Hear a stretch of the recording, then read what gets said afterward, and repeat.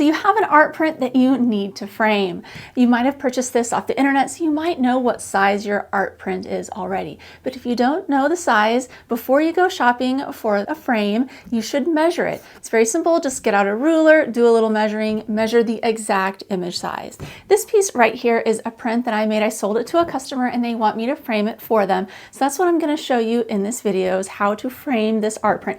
It's an 8x10 size art print, but this method will work for any size of art print that is a standard sized print. And so what I mean by a standard size is like 8x10, 11x14, 16x20, 5x7, the standard sizes that you can get frames from the store. So I purchased a frame from Michael's for this piece. It was only $7. It was on sale, but usually for an 8x10 size print, frames will range anywhere from $5 to $15. My image size is exactly 8x10. There's a border around it. And yes, I have a little kitty helper. His name is Mr. Samadhi.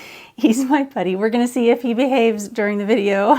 But since there is a border around this, you need to be able to cut the image out so that you can frame it. Since I'm framing it in an 8x10 frame and this is an 8x10 image, but let's say I didn't want to cut it out, I didn't want to touch the print at all, I could have just got a frame that had a mat that was an 8x10 mat, because this is ready to go. It's perfect for adding a mat to them, and that's why I leave a border on my prints, so that way it makes it easy for customers to mat them and frame them. So I think they look really good with matted frames, but they look good in frames without mats as well, which is what we are about to do. And somebody's back there rubbing on it. Okay, buddy.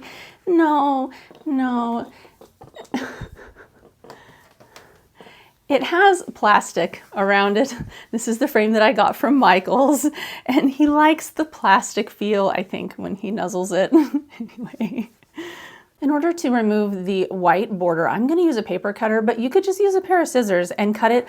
Like if you remember the childhood photos we used to get, we would have to cut them out before we frame them. And this is the same exact thing you do to an art print, if you have a border around it. All right, now we've got our print ready to put in the frame. I like to use a butter knife to get these little tabs up. If you've got a frame that has these tabs on there, it makes it a lot easier on your fingers. I've still got a kitty. He's over there. You can't see him, but he's being very good.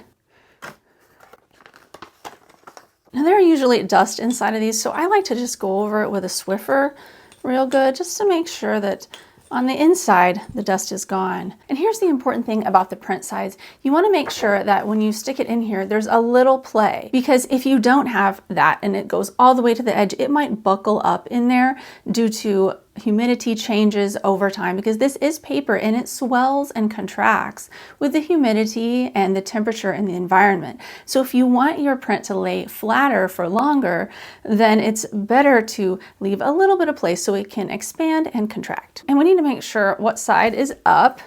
All right, it's that side. So now we just put it in there this way. I like to try to get it centered up in there to begin with.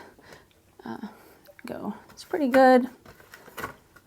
Now we just close it all back down inside of there. If you can't get these all the way in, you can just use this butter knife to allow the room for it to go in there. And just bend them all back down and you're ready to go.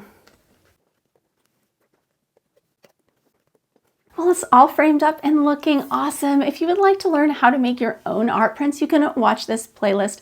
I have a lot of videos on there that share in depth exactly how to make your own prints. All right, thank you so much for watching. See you next time.